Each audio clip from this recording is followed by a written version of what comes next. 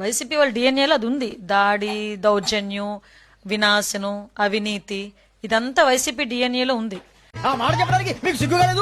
అసలు ఈ దాడులు చేయటం, దౌర్జన్యాలు చేయటం వైసీపీ వాళ్ళ డిఎన్ఏ అండి. వైలెన్స్ మా డిఎన్ఏ కాదు సార్, మా మీద రుద్దపడ్డ అత్యవసర పరిస్థితి. ఈ దాడులు జరుగుతున్నాయి, ఇవి జరుగుతున్నాయి, అవి జరుగుతున్నాయి అని చెప్పేదానికి ఎలక్షన్ కమిషన్ కూడా చూస్తుంది.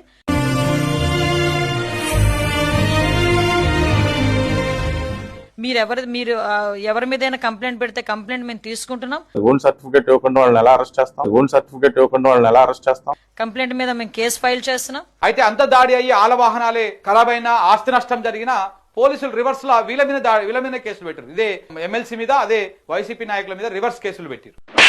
నాకు అర్థమైంది ఏంటంటే పులివెందుల్లో ఒక ఓటమి భయం అనేది వైఎస్ఆర్సీపీకి పట్టుకుంది. ఒక్క జెడ్పీటీసీ కేవలం 10,000 ఓట్లున్న జెడ్పీటీసీని గెలవడం కోసం మంత్రులు వెళ్ళి ఇంటింటి ప్రచారం చేశారంటే అది జగన్మోహన్ రెడ్డి గారి పవర్, అది పులివెందుల పవర్. బిడ్డ ఇది నా అడ్డ.